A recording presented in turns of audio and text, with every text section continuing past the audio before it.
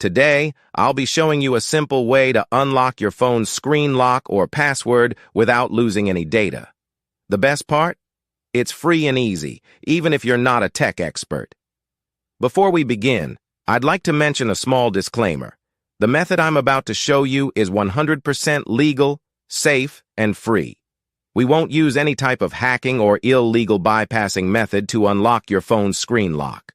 Moreover, the phone will not suffer any harm or damage in any way. With that said, let's start. You can unlock your phone's screen lock or password using a special code. Here's how it works.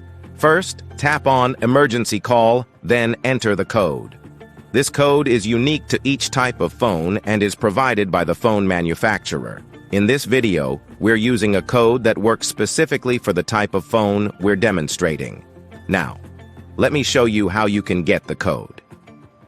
Visit this website that offers free unlock codes using a unique method. And that's it. Now you can unlock your phone without losing any data. Until next time, take care, and I'll see you in the next video. Bye for now.